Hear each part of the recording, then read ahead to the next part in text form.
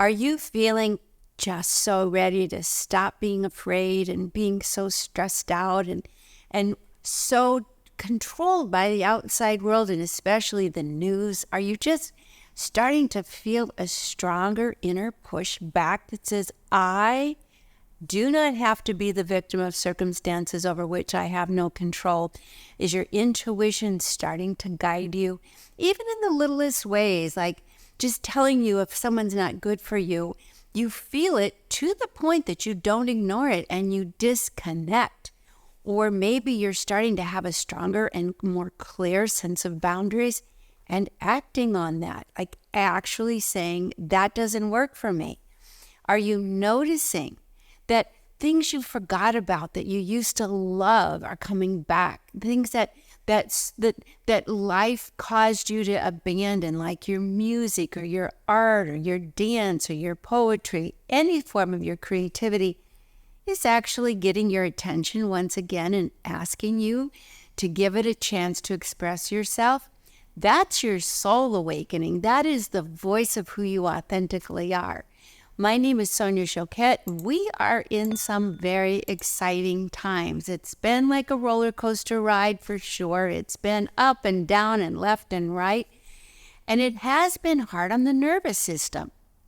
But at the same time, so many good new internal shifts are occurring for so many of us. Today, I'm going to talk to you about how to calm the nervous system because it has been through a lot, especially since COVID started. It has just been fritzed. I know for me it has. And some techniques and tools that will help you recalibrate. And then secondly, let's talk about bringing these new qualities of spirit, our higher dimension self, our higher self, our evolved self, forward so that our lives start to actually feel more aligned with who we really are, feel more grounded, feel safer, feel more creative, more abundant, more connected. If you're new to my channel, welcome. And if you've been with me for a while, first of all, thank you. I'm so grateful that you're part of this evolutionary shift, and I'm so grateful for your confidence to keep coming back every week to connect with me. And secondly, thank you for your light in the world. Because your light makes a difference. You know, everybody's so tired of the world being this way and that, but it's those of you who are bringing this interest and effort to evolve, to be more authentically connected to yourself, to listen to your guidance, to connect with your divine support system. You are part of the solution. You are what's making this world better. So let's get to it. First, let's talk about what is essential, which is, how do I ground my nervous system? First, take it easy on yourself. You know, one of the reasons why your nervous system feels so sensitive is because you are becoming more sensitive. We're getting out of our heads, back to our bodies, back to our feeling bodies, which is the frequency that gives us information about if something's right or wrong. Intuitively lets us know if we're on the right track or if we've drifted, lets us know if we're abandoning ourselves or really honoring ourselves. So that heightened sensitivity does, for a lot of us, feel like, oh my God, too much information, or I just want to relax, or leave me alone. So guess what? Take the time you need. Ask for a timeout. You know, remember when you were a little kid and you just have meltdowns and the people or the teachers or your parents would put you in timeout? Now, the shaming that went with that and the you're not okay to be around that went with that was all wrong.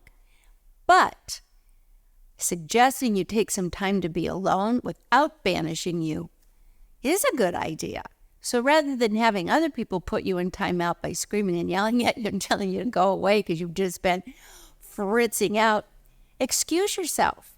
Put yourself in timeout. Just say, you know what? I've had enough. I need a break.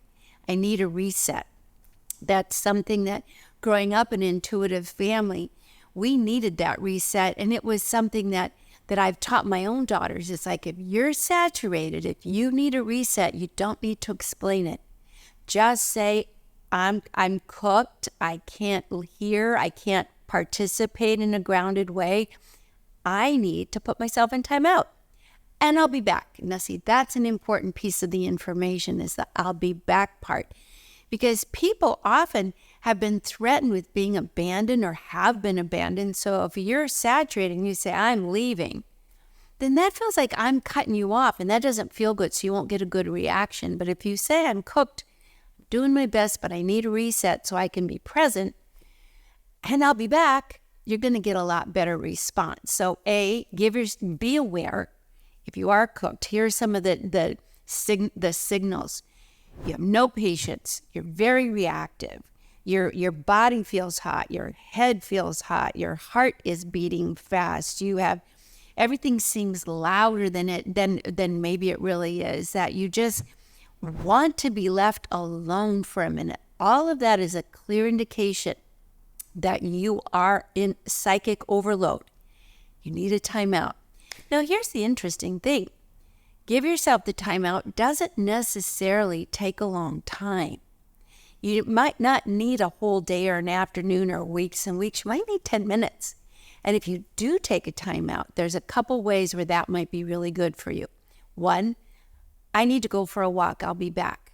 2, I need to go meditate or listen to some music or just watch a funny show or take my mind back off of the drama and bring myself back to my body. 3, take a shower. 4, take a bath. You know what's really helpful? Take your keys in your hand if you go for a walk, because that grounds you. Somehow the keys is a symbol, an archetypal symbol that says, I've got the key. I've got it. It's not out here. It's a small little funny thing, but it works. It really works. Second, take some time every day, and I've mentioned this, that you could use my Ask Your Guides guided journal. I don't actually have a copy today, but it's really helpful to keep a track every day of what and how you do get pushed over the edge, and also what and how you do get guided. Somehow, when you name it, you claim it. When you write it down, it's very affirming to you. It's like, this is my voice. This is my experience. This is my inner reality, and it's important. Very important. And that's what writing it down and why the guided journal will help you prompt that if you need some help. So that's my Trust Your Vibes guided journal. I don't have a copy, but you can find it. And I'll put it in the notes. Another thing that you can do is develop some sort of hands hobby. You know, I know that my mom was very good. She sewed, she knitted, she painted. She was always using her hands, and somehow that brings you out of your head, back to your body, back to your heart space, and it kind of puts everybody out of the pool.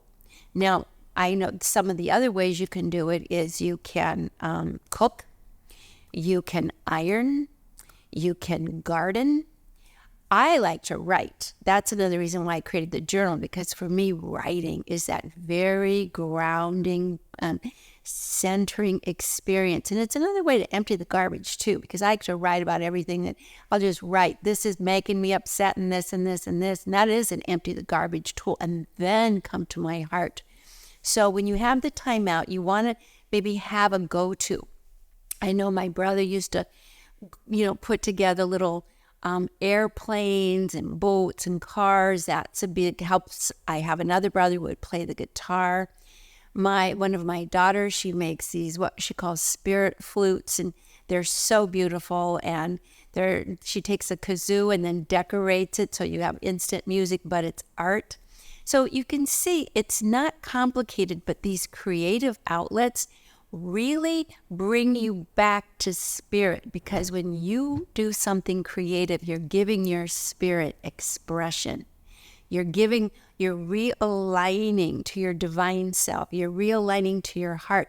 You're getting out of your head.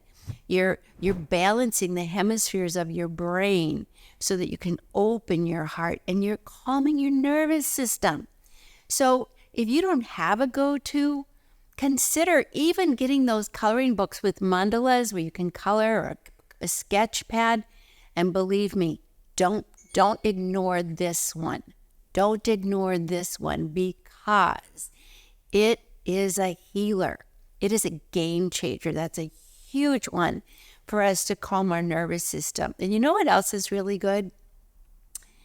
And it doesn't matter what kind of voice you have, is singing. Singing.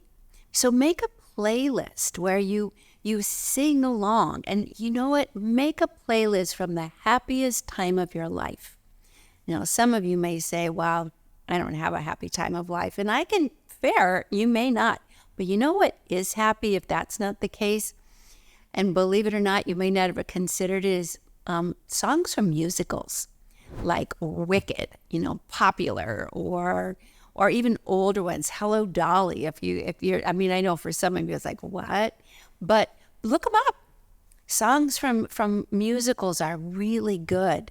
And because their force is uplifting, their energy. Book of Mormon has wonderful, funny songs. And even if you don't sing along, if you play them, the vibration and the frequency spirals you up into a higher state of being, opens your heart because of the different notes that are being played. It works. It really does work. And then start to acknowledge what's good. We have been so conditioned as third dimension beings to stay in our egos that you have to stay in fear because you're in danger.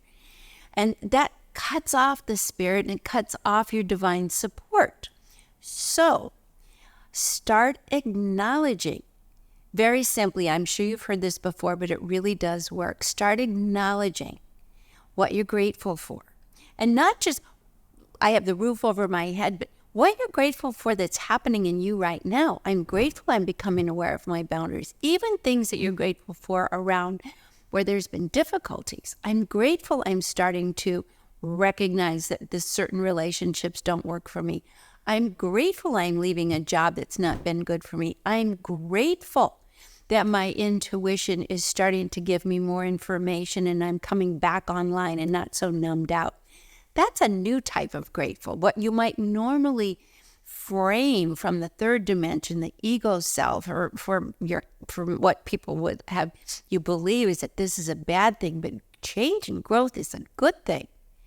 Then the other thing you might want to do is say thank you to your guides and your higher self and to the universe, to God, whatever you call it. I'm a theist, so I say God. But if you're not a theist, which means that you have a belief in God and you just want to have a more universal connection, then say thank you to the universe.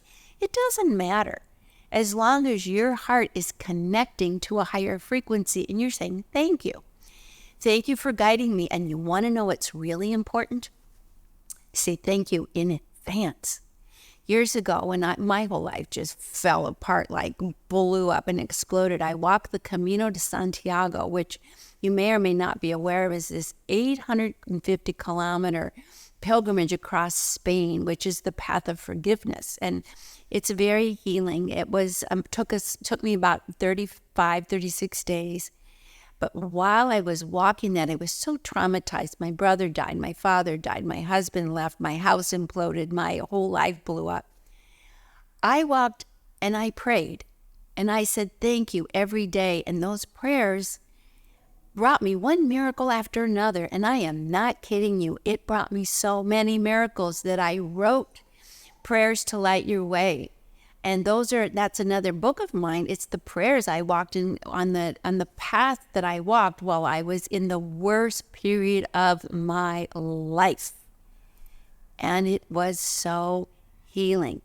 So that is another thing. And I wish I had these books to show you, but I'll put them up, the names. But these prayers actually took the worst part of my life, and they were channeled from my higher self and my divine support system. But here's the key: whether you get my book or of prayers, or you just pray, or you just say, what they were basically teaching me is saying, thank you in advance for helping me on this thing that I need. Thank you in advance for helping me.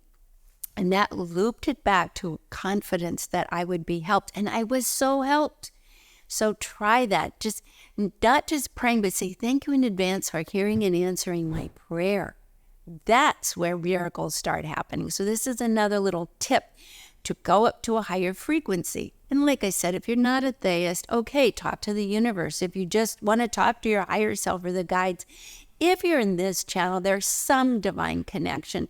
Don't have to be my divine connection, because everything I've written, everything my divine guidance has given me, the emissaries of the third ray or the guides that I have channeled who have helped me, always say there's not a way. Find your way.